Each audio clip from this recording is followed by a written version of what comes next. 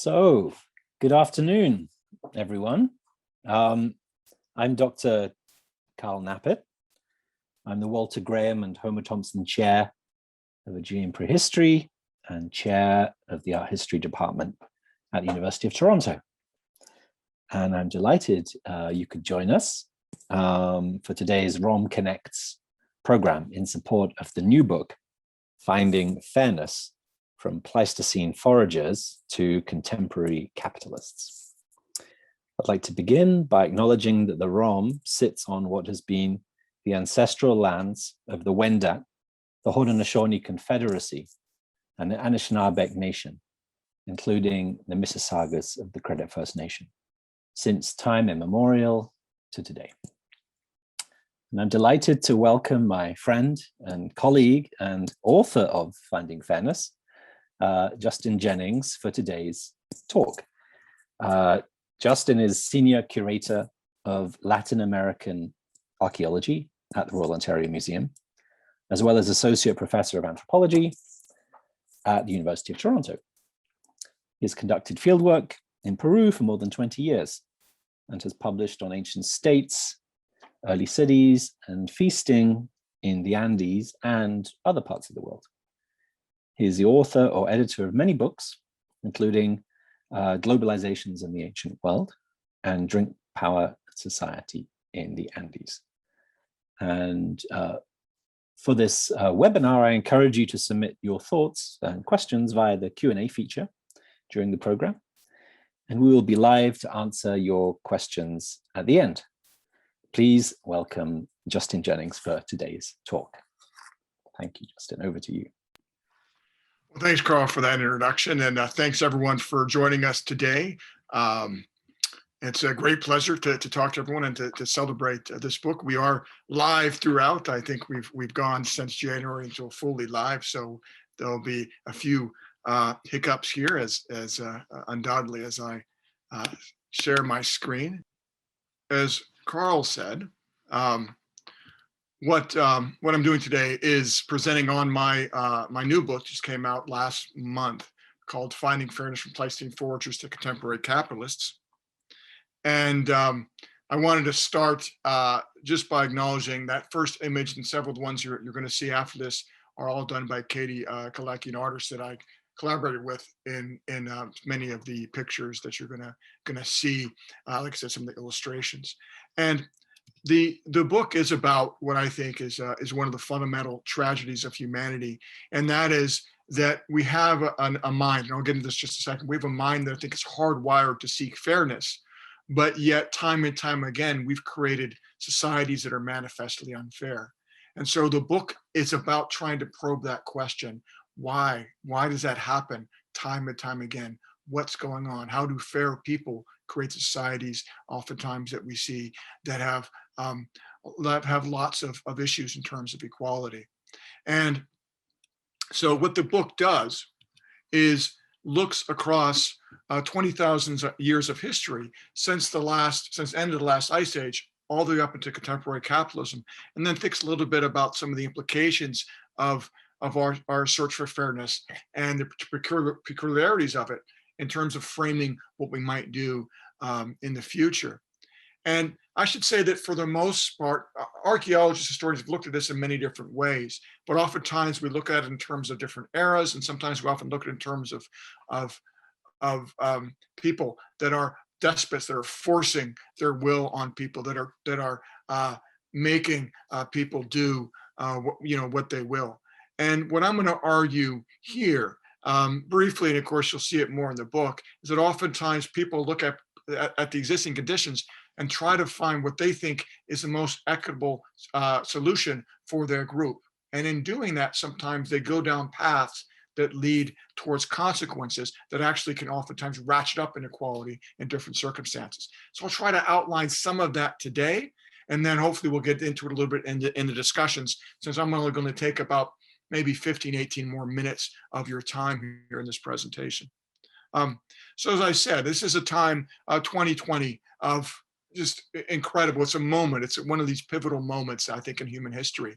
We're facing all sorts of issues, from the pandemic to rising inequality to climate change, systemic racism. And I'll focus on one aspect of this at the end. But what my point here is that we can understand a way forward in 2020 based on the ways in which we've wrestled with some of the other big changes that humanity has faced over the last 20,000 years. So if I can just brush out aspects of my argument, what I want to suggest is that long-term collaboration depends on group members being treated fairly. Okay, so there's a lot of loaded terms that we'll be able to unpack just a bit here, but I want you to focus on two things here. One thing is group members. There's going to be a focus throughout on identity issue. Who is and who is not in our group is going to be very, very important throughout this talk. The other thing is about fair. What do we mean by fair? Colloquially, I'm going to, for right now, just say the idea is about being treated right and treating people rightly. And of course, perceptions of what that is are determined by many factors, environment, history, the type of society you live in. But one significant factor that I'm going to hit on here throughout is that we have evolved conceptions about treating people right that I think play out over the last 20 millennia. And what I'm going to argue here is that the mind developed in a Pleistocene environment. Okay, this is an environment where you have fairly small groups of mobile hunter-gatherers, lots of environmental changes happening time and time again. And within this context, what you see are several things developing. You have familial hierarchy that we're going to focus on a fair amount. So within the family, especially in terms of children versus adults, there's hierarchy that's already in place there. But within the group, there's a fierce egalitarianism, is that people are oftentimes dead set. Now, once again, a lot of this come from modern, fairly mobile hunter-gatherers, but in those societies, it seems they're fairly dead set and making sure that other people don't get more stuff than we do. And there's also widespread, frequent collaboration, oftentimes within different dyads, triads, and other kinds of groupings within the larger maximal group that people live in, so that people are always working together in different ways through time. And in order for this to work, of course, you have within group trust and allegiance. Okay, that within that group, there's a trust that builds up, mainly, of course, as people work together, and as people say, okay, that person's with me, I can therefore invest and get rewards now or in a later time. And also there's an acceptance of task-based leadership, okay? So that there's not a sense that we have a leader that's going to be in charge all the time, but there's a sense that, yeah, we've got to organize that hunt. We've got to do this different task. We're going to have that person lead us at this time because of the qualities that they might have, okay? And what I want to suggest is that the institutions that are put in place during the Pleistocene, in order to create those fair conditions so that different households opt into them, continue to shape later institutions, even though we might be living in cities with capitalism, et cetera, today. And I'll try to outline that in one sense in a second here. But what I want to say then is that institutions are, for the quick definition are the rules of the game. So how do you live in a society? And of course, the rules of the game for hunter-gatherers are not the same as the rules of the game for a capitalist society. Okay, but you're always looking back, and as you begin to tinker with different ideas about in these moments of pivotal change in a society, where for example you begin to settle down, or you set up the first villages, or you live in the first cities, or you decide whether or not you want to go into capitalism, you are looking back and looking at these various options. And my idea is that as you tinker through, as you think through what are these options that work best, your evolved mind is saying, okay, what is fair? And it's looking at things like within group equality. It's looking at things like task-based leadership in order to make decisions about what kinds of institutions we'll tend to put our support under, and which ones we'll leave to the side. Okay, and I can't, of course, go into all the examples that would take case studies from around the world across time in this book, but I'm going to drill down on one example of familiar hierarchy. And so this is a long-term trend in human evolution, basically, that that humans have, that the chimpanzees have an adolescence of something, I believe it's like 3 years or so. Humans have 15, 16 years. So suddenly you have a much longer adolescence, and that there's greater dependence and subservience during that time. So as evolution pushed more and more of growing up into happening after birth, there's that greater amount of hierarchy for larger periods of time. And what I see as a trend across all societies is that one of the fairest ways of adding hierarchy to a society is to extend the family, is basically to push the domain, push the sense of who is in your family further and further to include a greater number of people. And so you see this trend in a number of ways, but one of the easiest ways to do it is just looking at increasing household size over time.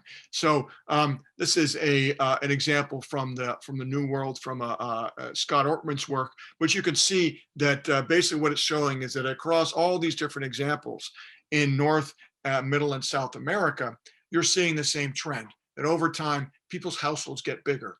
They start putting more and more people under one roof, and hierarchy is allowed to extend within that group fairly easily, and much more than outside of those groups oftentimes. So that's one trend you sort of see what's happening. Now, here's it's our Braveheart slide here, but new institutions develop when old ones are found wanting. Okay, so the basic notion here then is that just like in your own society, we're going to go ahead and do the same old thing until it doesn't work. And then when it doesn't work, what we're going to do is look at the different options on the table, often trying to tinker, trying to change what we've already done a little bit, and try to develop a new institution that works for the way in which for the new circumstances, for the new way of living, for the new environment that we're facing. And it's important here to emphasize that you're recalibrating equality in two different ways oftentimes, both in terms of outcome and in terms of opportunity. Okay.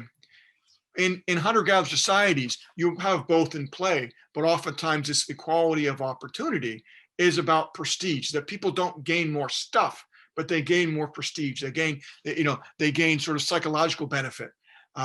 And so that as you begin to look at new circumstances, as you begin to settle down, as you begin to accumulate more stuff, for example, then you recalibrate some of those notions and say, okay, well, what does equality mean to us? Because it's now different than what it was like before. And so oftentimes what happens in these is many things are happening, but I want to focus just on one, which is that there is at times an extension of the idea of family, kin groups, into kin groups, clans, patrimony. So there's a notion sometimes of, well, okay, one way in which we can organize this is to improve hierarchical decision making. Well, how do we improve hierarchical decision making? Well, we improve it by extending the family further and further, and by keeping that inequality within the family. Because remember, if it's within the family, it's seen as more fair than if it's outside the family. Now, of course, you might say, well, I'm not buying that. That person's not in my family. That person's actually a fellow group member, and therefore things should be more equal. And so a lot of the debates that you see across time and across cultures is debates about these identities. Who's family? Who's in this particular group? Who's in that group? Because it all has to do with how we treat each other, because fairness works differently in these different kinds of buckets that we have in society. And so that these moments of institution building then are avenues both of great change and also points of rupture, of contention, times when society can break apart because you're trying to change something that people have been doing oftentimes for hundreds of years. And so let me try to drive this home with a fairly small example in terms of the Thanksgiving table, right? Is that when you're at Thanksgiving, you have to make decisions, right? Who sits at the head of the table? Who sits at the kids' table? When can someone move from the kid table to the adult table? Who gets to do the toast? Who gets invited at all? See, all of these issues then come into play when you have these moments of transition. Now we're talking, of course, Thanksgiving at at a particular moment in time, but imagine yourself then talking about these big pivotal moments in time, and you're starting to make these decisions about who is and who is not in your group. And of course, there's a lot of tension around those choices. Okay, now this is a modern side from Ashworth and Johnson talking about identities and things like corporations. But my point here is that as societies get bigger and as they get more complex, as you don't have just a small group of, say, 300 hunter-gatherers going back and forth into summer camps, that you get more and more layers of identity. Some of it are these nested dolls you can see from job to organization in this particular slide. You can imagine yourself in terms of your family versus the nation state as another example. But then you have cross-cutting identities that go into that, say sports or clubs you might belong to, etc. And so the point with this slide is just saying it gets very complicated. It gets very blurry because of the scalar effects of population aggregation. Okay, that's just a big way of saying, hey, as more and more people get together, you get all these impacts of that that you're not going to see when you have fairly small groups that are perhaps only getting together for a short period of time. So the groups multiply, the boundary between them get fuzzy, and therefore the issues of equality get fuzzy as well. How do you treat people fairly? Because you don't know what box they go into, because they go into so many different boxes. So a lot of the tensions over the last 20,000 years are about trying to navigate these relationships with a sense of fairness that I think in many ways is being inherited from a vastly different time and a different way of organizing society. So that when you get to the time, this is another of Katie's illustrations looking at empire. So that when you get to something like the Roman Empire, the Mongols, other kinds of vast social organizations, you suddenly have lots of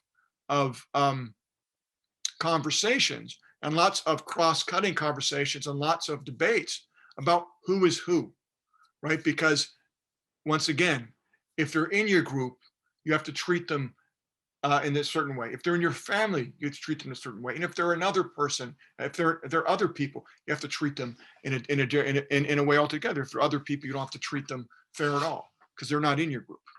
And this last point is important because the question is relevance today. You know, why should we care about what was happening 20,000 years ago with these hunter-gatherers, or about the Romans, or about what we might about the Jomon of Japan, or whatever the various case studies that are in the book. And my argument will be that it gives us some sense of how we can best deal with some of the great challenges that we face today. And I'm going to look at one of those issues here, looking at issues of systemic racism, of Black Lives Matter, and some of the protest movements that really came to a head in 2020. And I mention othering because one of the reactions that people often have to the book, you know, I'm saying, hey, that people have been trying and striving for fairness for thousands of years, is they say, well, look at the horrible things that people do. And my rejoinder is that oftentimes, not all the time, but oftentimes they're doing it to others. Oftentimes not even other people. Oftentimes people are being dehumanized in these interactions. And that's the point here, is that our minds are set up to think about group fairness, and that other people don't necessarily need to have the same sense of equality given to them. So when you have the Romans set up, the Romans are setting up, and when they expand, they are all about a radical othering, that we are the Romans, these people are not Roman, they are inferior to us. The reason why we're conquering them is that because they are not good enough, right? And this, you see this time and time again throughout history, is this othering, and that because you've created someone different, therefore you don't have to treat them fairly.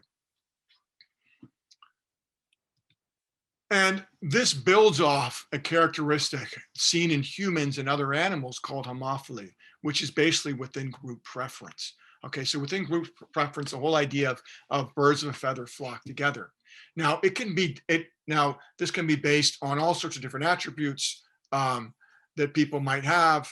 But the point here is that humans have extreme homophily. Okay, they're most homophilic group animal in the of all the species, and so there's a lot of within group preference, and this then plays into this this sense of othering. Okay, so hey, those are other people. I prefer my own group, and I'm going to treat my own group fairly. Okay, so our sense of fairness builds off that homophily. Okay, and so you get this sense that quickly develops between teams, right, in society. Okay, I'm this, you're that, and we're rivals. We're not, working together. And so if we go back in terms of Black Lives Matters and systemic racism, of course, the audience is well aware in North America and really throughout the world in terms of the way in which segregation worked and the way in which Blacks were placed as second-class citizens, right? It's another example of othering, of putting people in a box that makes them different. And once you put them in a box, you don't have to treat them fairly because they're not from your group. But what you see oftentimes, and Roman are a good example, is that as time goes on, you see that this othering doesn't work in towards creating a larger society, a largely cooperative society, a sustaining society. And so that the Romans, for example, began to try to extend citizenship more and more in order to blunt some of those conflicts. And so that that being Roman had no longer had anything to do with being from the city of Rome or even being Italian by the time the Roman Empire had ended, even though there was still a remaining conflict about that. So in terms of our society today, that's the great challenge, right? Is how do you take an increasingly diverse society and create community from that, produce a group from that? And so what I think we learn from the book and through thinking through some of the issues through the book is a sense that in order to create more just societies, in order to create more fair societies, you have to really focus, I think, first and foremost on creating that shared identity. Because once you create that shared identity, once people feel like they're in the same group, that they're all citizens, right, that have the same rights and responsibilities and are viewed as such by their fellow people, fairness follows.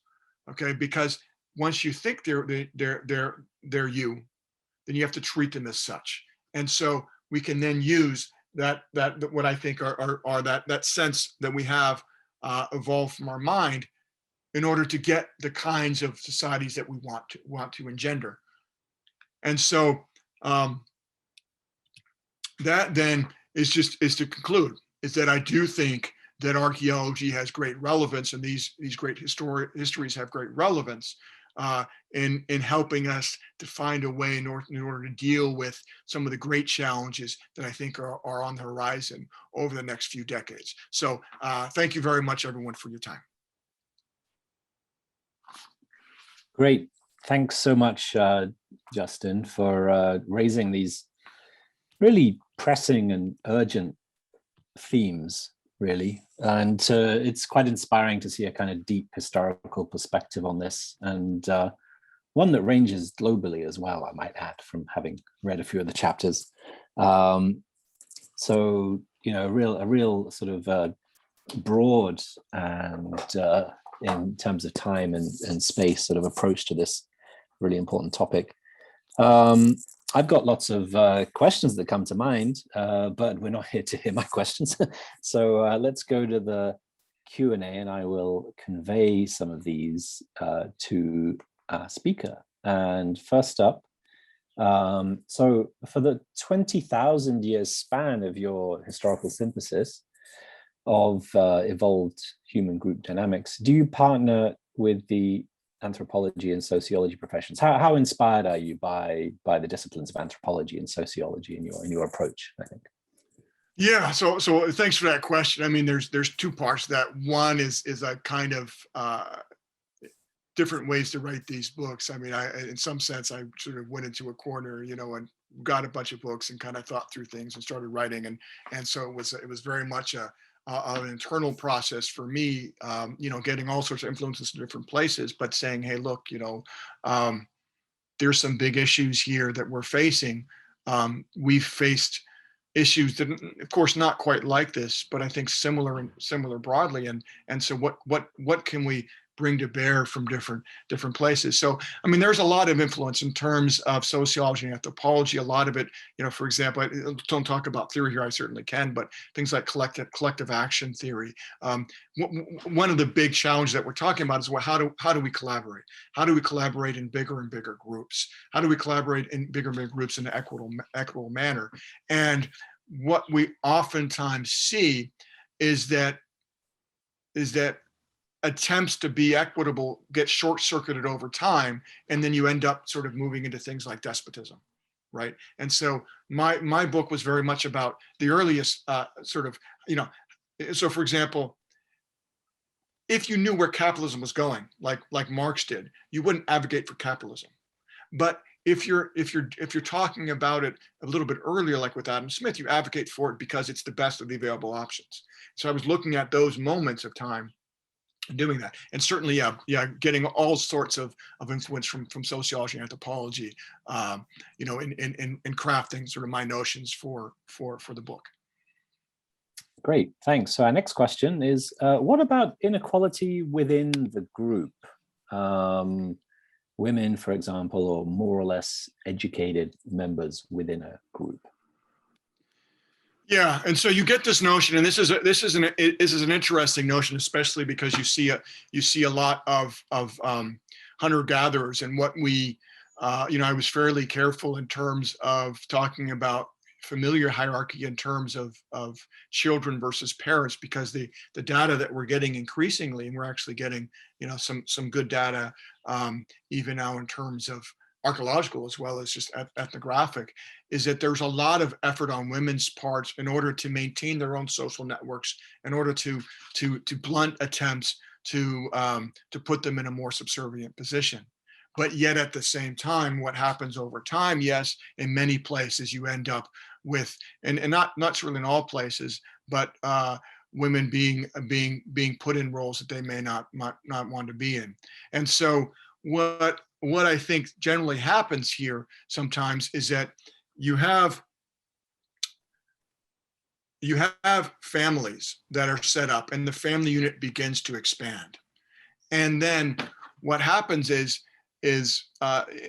for example, I said there's different moments in time, but focus on this one example, then who speaks for the family, right? And oftentimes you have parallel things that are going on. So you'll have very strong female groups and very strong male groups that then begin to butt heads. And so what I'm often seeing, though, is that as you get more and more heterogeneous, hopefully it's making sense, you have all these different groups, some of them male-oriented, some of them female-oriented, some of them, of course, have nothing to do with gender, is that people start thinking about their particular interests as not being associated with their kin or with women, et cetera, and think that their group now becomes that male-centered, maybe perhaps that elite-centered area. So a lot of what we look at over time is that those ruptures, right, where people are kind of forming different groups in order to maintain equality, but then what happens is that they begin to think of themselves as more of, their identity becomes more with this particular group than everything else in society, and then they start working their own interest. And what they care about then is what's fair for us, right? And what's fair for us oftentimes then has nothing to do with those women that in the end may be actually in their mind doing things that are unfairly altering what they think they can do. So you can see, so what I'm interested in is sort of slippage as you go on, and that suddenly people are acting in ways that from the woman's perspective is unfairly, but from their perspective, now that they've made that rupture, they think they're actually being fair and equitable because they're thinking about their group members. Okay. Thanks a lot. Next question is basically what are your solutions? What are your conclusions on how to deal with the inequities that we're experiencing today? Okay, thank you. Yeah, some tough questions here. Yeah, no, I think there are a number of different issues that we need to face. Let me just focus on one possible solution. It's not all that sexy a one, but one thing that the biggest problem that we face, I think, in humanity is our inability to think globally, right? We've had that happen time and time again, where we set up something like the United Nations and it devolves into a series of bickering nation states, right? To go to ancient Greece, the cosmopolitan philosophers set up an idea of thinking about everyone and thinking about sort of equal rights for citizens, and that once again also begins to break down, as you have warring groups. And I think in part, what my solution, like I said, it's not perhaps the greatest solution, but one thing getting at from archaeology is the need to really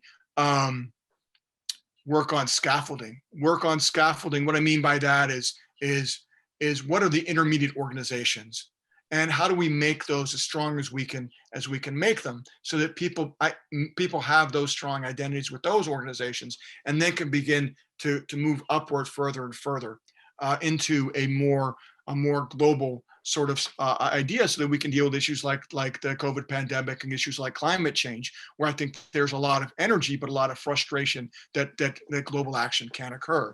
So that, what I see is a lot of very weak regional organizations that people don't invest in, because they say, well, we don't need those, we need to get global. And my point is, you need oftentimes to create those intermediate steps to get there. So that's one. We could sit here and talk for hours, about that. But I think that's one aspect that you gain from the archaeology, is you look at, well, how do they solve sort of big global, at least global in the sense of many different societies trying to organize things like an empire. Well, and what did and didn't work, and oftentimes you see these intermediate groupings are something that really leads to a more resilient society that can deal with some of these issues. Okay, this next one might be a within group question. I think your lecture is awesome. I wonder though, how you can actually put change in place, given we already know that by acknowledging everyone is the same is one thing, but executing fairness is a completely different matter in order to eradicate racism, sexism, etc. Yeah, I mean, so it's a difficult question, to raise, to answer, certainly. And one of the issues that we're always facing with is the ability to, how do you, I mean, if I'm getting at your question, and it's something I struggle with, is how do you celebrate diversity as well as create community through that diversity, right? And that's an interesting question, because I think for in most of the societies that I've looked at in the past, what happens is that oftentimes people are trying to move towards curtailing diversity. I don't mean that necessarily in terms of different kinds of people or different walks of life, but they're trying to come up with something saying, hey, we're all, they're trying to paper over those differences and create sort of a broader, a broader sense of, let's say Canadian or French or Peruvian or Roman or Olmec or whatever it might be, right? So that they're trying not to deal with that diversity and just deal with the sense of uniformity in society, and some sense of, hey, we're all the same group, right? The civic identity, if you will, in terms of cities. And so this is an interesting, I think, project, and I'm not sure how to address it, to be honest, because now you're saying, okay, we're going to create a civic identity that's built on diversity. And how do you build on diversity is as I think is going to be one of the great challenges. And it's going to be difficult, because in some ways we can look to the past, but oftentimes when we look to the past, that diversity it can be a bit chimerical, in the sense that, for example, the Mongols awful in many ways, but sometimes are celebrated by saying, yeah, they had a lot of different folks that were involved in some of the bureaucracies.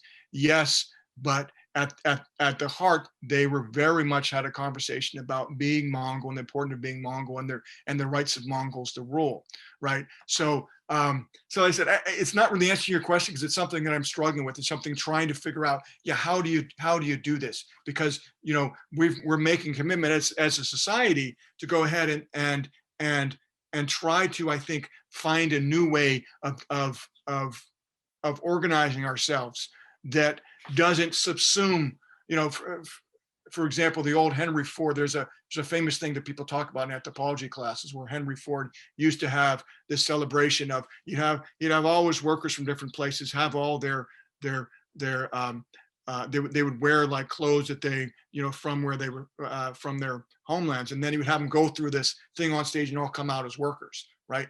We're not trying to do that. We're not trying to do the melting pot. We're doing the so-called salad, if you remember, at least from my civics classes all the way, you know, back 40 years ago. And so I think then the real challenge for us is how do we then work with some of these evolved notions that are trying to find difference and to make groupiness within difference, and how do we then try to find those groups that then encompass that diversity in the ways that we want to move forward in. So hopefully that answers some of your question there.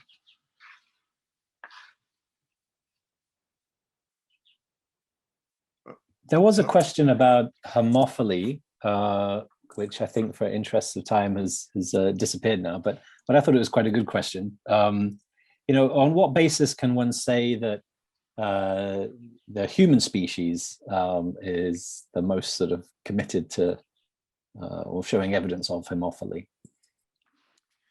Yeah, so a lot of times what you do, so usually the question is not so much how you show it in humans, but how do you rank it versus other groups.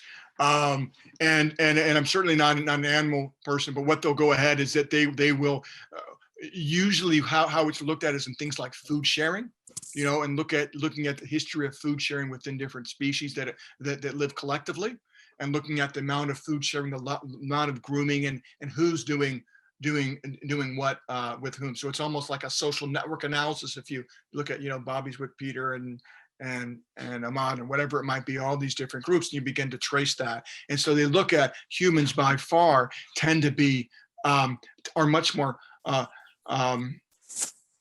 they're much more groupy, right? They tend to you know, think about high school and cliques and things like that much more than other animals. Now, a lot of that it tees into the cooperation bit, because those groups, those cliques tend to cooperate much more. They have greater trust, right? And then the issue once again is trying to sort of navigate, okay, what's the clique, what's the group, what's the family, what's our relationship, what's our you know, responsibility to other people in terms of things like sharing resources. You know, I should underline once again is that humans are cliquey, but it seems that we can be cliquey a number of different ways, right? It doesn't need to be race-based or gender-based. It can be based on whether or not you like Fruit Loops or whether or not you like this team, whatever it might be. But the thing is that people tend to be very cliquey, and that seems to be a very human thing. And so it comes into the earlier point about, well, global, you know, making global change. That's the problem, is that people then tend to not go global, even though they like that idea. They tend to then go down to some of these smaller cooperative cliquey groups that end up impeding some of these global actions that you want to take. Great, thanks. There's another couple of interesting questions here, which I think we should try and cover. One is, where does power fit into your work, and in terms of a redistribution of the kind of redistribution of power that would be necessary to establish fairness, and then how do resources go along with that in terms of reallocating resources, if fairness is about more than just a concept, but actually enabling change in the world? Yeah, sure. And I should just say, I think, Carl, is that people should be putting their questions in the Q&A. I see some raised hands and some things are going into chats and things like that. So I think it's the Q&A they're supposed to. I'm just looking at the Q&A. Yes. Oh, yeah. So if anyone is raising their hand, put it in the Q&A because Carl won't get you. Yeah. So these are all. Yeah, you guys are asking some tough questions here of me. I guess if I do it, if I say I'm going to talk about 20,000 years of history, then I got to talk about 20,000 years of history. Yeah. So it's difficult because in some ways, yeah, one of the important things I think to reiterate here is that what this book looks at is it looks at the initial beginnings, the initial debates about institutions and not how those institutions then end up. So maybe to provide you with an example that might help in terms of the idea of power and resources. One thing that I've done in this book and other things is trying to disentangle sort of the urban life and the state, and suggesting that the state is solving the problem of having too many people in one place. And oftentimes the initial responses to urbanism are far more cliquey, if you want to use that term again, is that they're oftentimes kinship institutions that are fending for themselves in a fairly fluid environment in the first cities. And so that oftentimes what I see then is that as you start having people fending for this stuff, fending for it, and as you start beginning to develop different kinds of relationships, one of those relationships that develops over time is class, right? And so what I'm suggesting for the very first cities is that class postdates the creation of those urban environments. And that when you create a class, suddenly what happens is that those folks over time begin to think, hey, my interests are not with my kin. That's not my real group. My real group is instead my class, and therefore I got to work in those interests. And that's when you start really seeing some of these power dynamics sort of shifting as the power that's been accrued by these elites in service of their kin then gets pushed into a different direction and then starts being used in service of their class, right? So that's where you start seeing these reallocations, these real changes. I talked earlier about despotism, right? But in terms of fairness, the point that I'm saying is, hey, look, when people first moved into cities, they said, hey, these initial institutions, this is what's going to be fairest. And then it's later on, 400 years later, it's oftentimes that holy crap moment of these aren't working for interest. And that's where you have a lot of this. You have crises, and then you have institutional change. The book begins with the Occupy movement, right, which was the tail end of the Arab Spring, and it's been a decade of rage. So the 2020 doesn't coming out of nowhere, right? It's coming out of this decade of crisis, right? And so this is a crisis built on people saying, hey, look, capitalism isn't working the way it should. But the book says, hey, look, the people in Japan, England, other places where capitalism first began, they chose into capitalism because it made sense in its current form under the conditions that they were at that time. So hopefully that I think went different directions than you wanted, but I answered some question somewhere. There was another really interesting question in the Q&A. I guess it's about looking backwards in order to look forwards, and the sort of the present between the past and the future, which you're obviously adopting that perspective in your outlook here.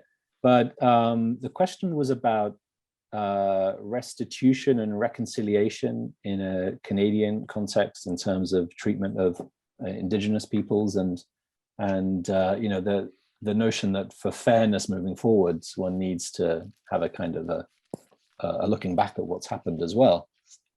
Yeah, so that's a good point. So once again, you know, a lot of people I think are looking at the way forward and ways in which archaeology or history, you know, can deal with that. And so let's focus a little bit on the Canadian context in terms of the Truth and Reconciliation and things like residential schools, et cetera. And just as I was talking about in terms of segregation, there was certainly an othering that was occurring with the Indigenous communities in Canada, right? And there was also a sense of that was happening at that time in that once again, and these are very delicate things to talk about, but in terms of residential schools, oftentimes, many of those players, not all, many of those players were thinking, okay, the fairest thing the fairest thing for those people implementing those programs. They were saying, hey, we're going to try to assimilate, right? Because that was their notion of what the fairest way in which to create that group was. Now, what we're saying is that that this cultural eradication is not right, was not fair, and that we've got to find a way in which to create community that honors this diversity. And how do we do that? And I think, yeah, certainly you can talk about things like restitution. I think to me, the issue is not so much whether or not you do it, but the ways in which you frame it. Is that if restitution is done in a way in which you then come out and saying, okay, now that we've done this, now that we've gone through the truth, now that we've gone through this restitution, we've got this reconciliation. Because reconciliation in and of itself, right, that word is saying, hey, we've reconciled. Our group has now come back together. We are now a society. And so if that's what it takes to get us to a society and people feel that across the spectrum, right? You have to have everyone buying into that as much as possible.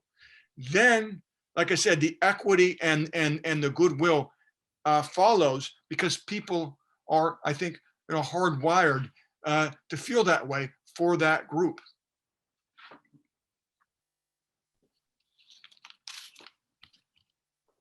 So thanks for all your really excellent questions, keeping Dr. Jennings on his toes there. But really important and pressing themes that I think we all need to think about. And it's great to have the chance that Justin here has shown us to use archaeology to think through some of these themes. So thanks all of you for joining us. We hope to see you again for our next online program, which is the annual Gerver's Textile Lecture on March 31st. And you can look at the website for all upcoming online programs. Thanks so much for attending, and thank you so much as well to Justin for speaking. I was going to say, Aaron just plugged the book. So anyone wants to get the book, I think there's a discount, but thank you very much, Carl. Thank you very much, everyone.